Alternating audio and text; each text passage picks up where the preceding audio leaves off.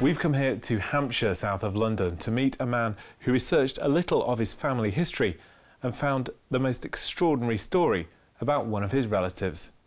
To his friends and family, Hans Alexander was just a charming old man, fond of telling stories and dirty jokes. They knew he'd fled from Germany in the 1930s and set up home in London. But until hearing the eulogy at his funeral 7 years ago, most had no idea they were related to a Nazi hunter.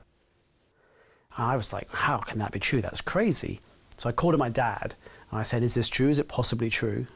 And he said, well, you know, I've heard stories, but Uncle Hans, he's a teller of tales. You can't, you never know.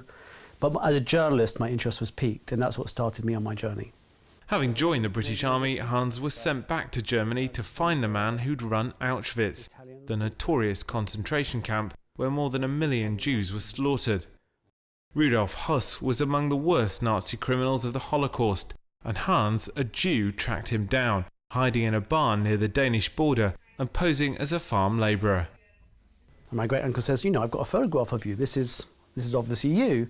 And Rudolf Höss says, no, it's not. And they go backwards and forwards and backwards and forwards. And then he sees his wedding ring. And he says to Rudolf Höss, give me your wedding ring. Because my great uncle's German, so he knows that often in Germany, people will put their husband's and wife's name inside the wedding ring. And the commandant says, no, I can't get my wedding ring off, it's stuck. So my great uncle says to his sergeant, he says, could you go to the kitchen to go and get a knife? And so the man goes to get a knife, and the Rudolf Höss realizes that he's serious. So he hands over the wedding ring, and there are his initials and his wife's initials. And my great uncle now knows that he's got the commandant of Auschwitz. Thomas Harding was so intrigued and inspired by his great uncle's story, he began researching for a book, travelling back to Auschwitz with one of Rudolf Höss's grandsons.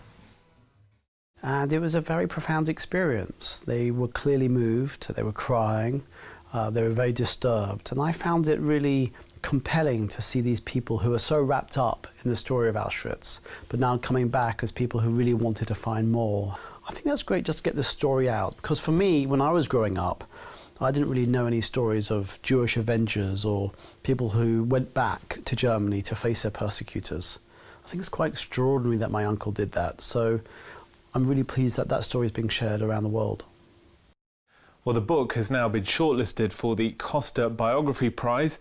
It'll be released in Israel and Germany next year and come out in paperback in the United Kingdom. This is Edward Barron for JN1 in Hampshire, south of London.